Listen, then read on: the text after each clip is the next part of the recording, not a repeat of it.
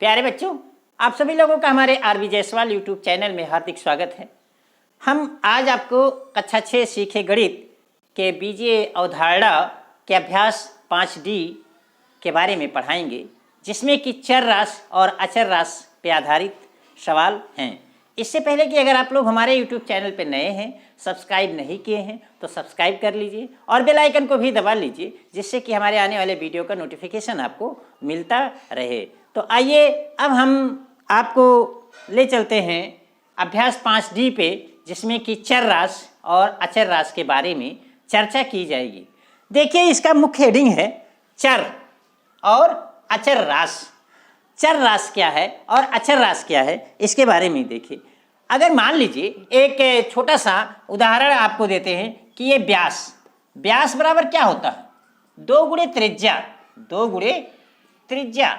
और अगर हम व्यास को d मान लें और त्रिज्या को r मान लें तो d बराबर 2r हो जाएगा, 2 गुणे r हो जाएगा। अब कल्पना कीजिए कि अगर r का मान हम यहाँ 1 रख दें, कितना रख दें, 1 रख दें, तो d बराबर कितना हो जाएगा, 2 गुणे 1 बराबर 2। अगर r का मान अगर 5 हो, त्रिज्या मतलब 5 हो जाएगी, तो यहाँ देखिए d बराबर कितना हो जाएगा, 2 गुणे 5 मतलब 10 हो गया। इसी तरीके से अगर r का मान बदलता जाएगा तो d का मान अपने आप बदलता जाएगा। अब यहाँ इसमें 2 चीज़ें आपको मिली। एक तो ये कि जैसे r का मान हर प्रश्न में, हर परिस्थिति में r का मान बदल जाता है। यहाँ देखिए r का मान 1 था, यहाँ देखिए r का मान 5 आया। ऐसे अगर r का मान कुछ और भी हो सकता है, 10 हो सकता है, 15 हो सकता है, 20 हो सकता है, तो यहाँ d का मान तुरंत बदल जाता है। जब r का मान 1 था तो d का मान बदल गया, आपका 2 हो गया। r का मान 5 था तो d का मान बदल के आप कितना हो गया, 10 हो गया। r का मान 10 ले लीजिए तो d का मान 20 हो जाएगा। r का मान 50 ले लीजिए तो d का मान 100 हो जाएगा।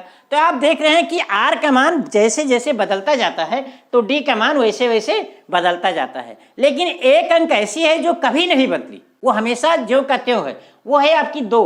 देखिए 2 यहाँ भी थी, यहाँ भी थी, यहाँ भी थी, और जहाँ भी जाएंगे वहाँ रहेंगी। तो इन परिस्थितियों में, ऐसी स्थिति में देखिए इसको 2 भागों में डिवाइड हो गया। जिसका मान बदला वो हो गया चर राशि। क्या हो गया, चर राशि। और जिसका मान कभी नहीं बदला, 2, देखिए 2 कभी नहीं बदला, तो इसका मान कितना, ये क्या हो गया, अचर राशि। 2 क्या हो गया, ये अचर राशि। और देखिए यहां r और d क्या हो गया, चर, क्योंकि r और d का मान हर परिस्थिति में बदल जाता है। इसी प्रकार से ये जो चर और अचर राशि को इस प्रकार से समझिए कि परिस्थिति के अनुसार जिसका मान बदल जाए वो तो हो गया चर राशि, लेकिन किसी भी परिस्थिति में जिसका मान ना बदले वो होता है क्या, अचर राशि। मोटे तौर पर आप इतना जानिए कि जितने भी गिनती हैं, अंक हैं, 1 2 3 4 5 6 7 8 9 10 50 100 200 500, ये सब क्या हैं, अचर राशि हैं, क्योंकि इनका मान किसी भी परिस्थिति में नहीं बदलेगा। अगर वो 50 है तो 50 ही रहेगा, उसको चाहे जहाँ ले जाइए। अगर वो 5 है तो 5 ही रह जाएगा, वो चाहे जिस परिस्थिति में रहे, चाहे जिस प्रश्न में रहे।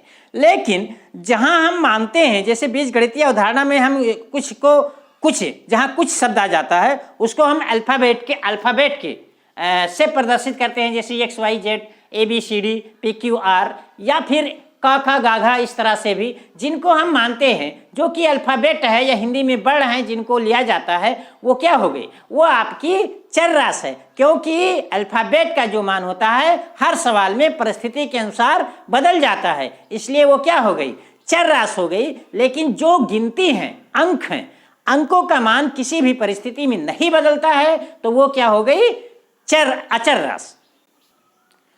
अब देखिए, अब हम चलते हैं अभ्यास 5D के प्रश्नों पर, जिसमें देखिए पहला प्रश्न दिया गया है।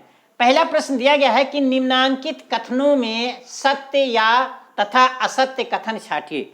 ये देखिए 4 कथन दिए गए हैं। इन चारों कथनों में कौन सा कथन सत्य है और कौन सा कथन असत्य है, ये आपको छांटना है। तो हम पहले कथन पे विचार करते हैं। पहला पार्ट दिया गया है, फर्स्ट पार्ट, यक्ष अचर राशि है, यक्ष अचर राशि है।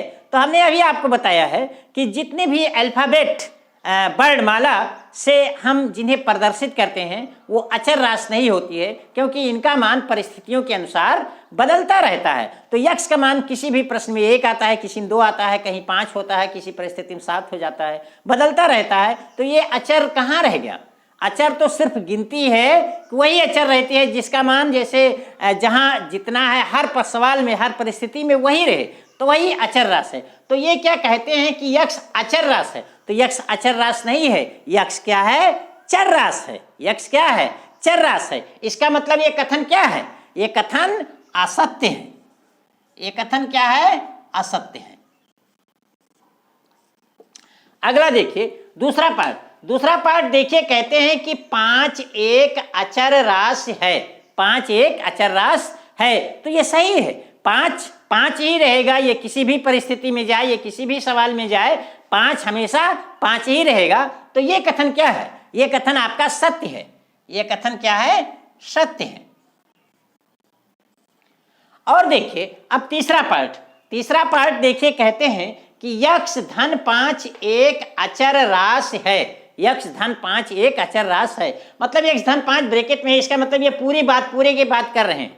अब देखिए इसमें एक चर राशि और एक अचर राशि जोड़ी गई है, मतलब यक्ष में 5 को जोड़ा गया है, और जोड़ने के बाद हमको क्या प्राप्त होता है? अचर राशि प्राप्त होगा। कहते हैं कि एक अचर राशि है। तो देखिए हम इस पे थोड़ा सा विचार कर लेते हैं। अगर मान लीजिए कि यक्ष का मान 1 रख लेते हैं, तो इस पूरे ब्रैकेट के मान कितना हो जाएगा? 5 और 1 6 हो जाएगा। अगर यक्ष का मान हम 2 रख लेते हैं, यक्ष का मान कितना रख लें? तो 2 रख लें, तो ये 2 धन 5 बराबर 7 हो जाएगा। अगर यक्ष का मान हम 3 रख लें, तो 3 धन 5 बराबर कितना हो जाएगा? 8 हो जाएगा।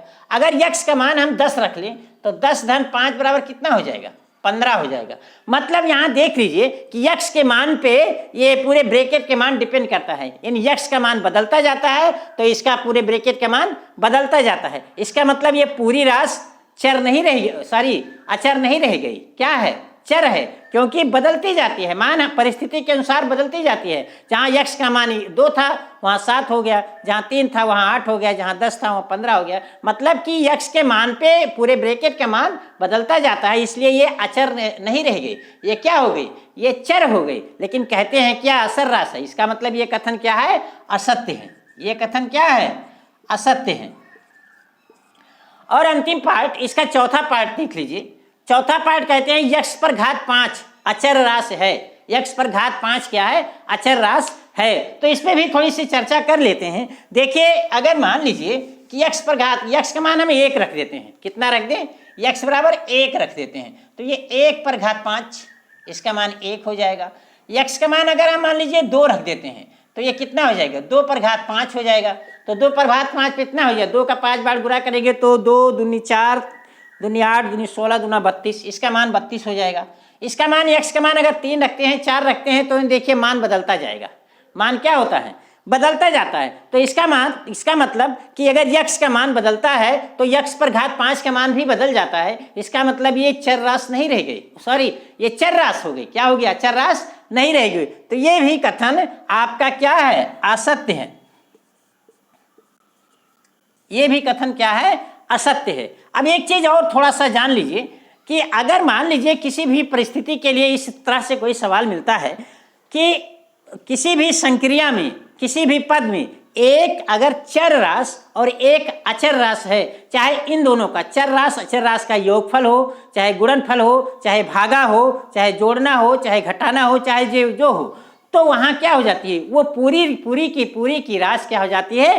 चर राशि हो जाती है। अगर एक चर राशि एक अचर राशि का कोई भी संक्रिया होती है, चाहे दोनों का गुणा होता है, चाहे भाग देता है, चाहे जोड़ते हैं, चाहे घटाते हैं, तो पूरा के पूरा मान क्या हो जाता है? वो चर राशि ही होती है, अचर नहीं हो पाती है। अचर जब वो सिंगल अकेला रहेगा तब वो रह पाएगा, क्योंकि एक चर है एक अचर है। तो चर राशि पे जब अचर मान डिपेंड करता है तो एक का मान बदलेगा तो दूसरे का मान बदल जाएगा। देखिए ये सवाल नंबर 2 है। सवाल नंबर 2 में कहते हैं कि निम्नलिखित कथनों में अचर राशि लिखिए। फर्स्ट पार्ट दिया गया है y बराबर 4x, सेकेंड दिया गया है y बराबर x धन 7, तीसरा दिया गया है x धन y बराबर 3, और चौथा दिया गया है x बटे 3 धन y बटे 4 बराबर 1। इसमें से आपको अचर राशि छांटना है। तो देखिए पहले पार्ट में देखिए दिया गया है y बराबर 4x। अब यहाँ देखिए x का मान अगर 1 ले लीजिए तो y का मान 4 हो जाएगा, x का मान 2 ले लीजिए तो y का मान 8 हो जाएगा। इसका मतलब x का और y का मान बदलता रहता है लेकिन 4 नहीं बदलता रहता है। तो यहाँ अचर राशि कितनी हो गई बताइए? अचर राशि बराबर 4। अचर राशि कितनी हो गई? 4 हो गई, क्योंकि x और y के मान तो बदलते रहते हैं। और वैसे भी जानते हैं, हम बता चुके हैं कि जो अल्फाबेट से प्रदर्शित करते हैं वो क्या होते हैं? अचर राशि होते हैं, सॉरी चर राशि होते हैं। यहाँ भी देखिए अल्फाबेटिकल x और y अल्फाबेट हैं तो वो चर राशि हो गए। तो इसके अलावा जो बचा 7, तो 7 क्या हो गई? अचर राशि, क्योंकि अगर x के मान हम जितना बदलते हैं y का मान बदलता जाएगा। x का मान 1 रखेंगे तो y का मान 7 1 8 हो जाएगा, x का मान 5 रखेंगे तो y मान 7 5 12 हो जाएगा। तो यहाँ अचर राशि कितनी हो गई? अचर राशि बराबर कितनी हो गई? अचर राशि बराबर 7 हो गई। अचर राशि बराबर कितनी हो गई? 7 हो गई। ठीक इसी प्रकार से यहाँ देखिए कि x धन y बराबर 3, तो यहाँ भी बहुत ही आसान है। अचर राशि कितनी हो गई? 3 हो गई। अचर राशि कितनी हो गई? 3 हो गई, क्योंकि x और y का मान तो बदलता रहता है। x और y का मान बदलता रहेगा। अगर x का मान 1 रखेंगे तो 1 और y का मान भी बदल जाएगा, x का मान 2 बदलेगा तो y का मान भी बदल जाएगा। तो यहाँ देखिए अचर राशि कितनी हो गई? 3। और यहाँ देखिए चौथे में अल्फाबेट x और y अल्फाबेट है, बाकी 1/3 1/4 और 1 ये क्या है? गिनती है, तो ये अचर राशि है। तो यहाँ अचर राशि आपकी कितनी हो गई?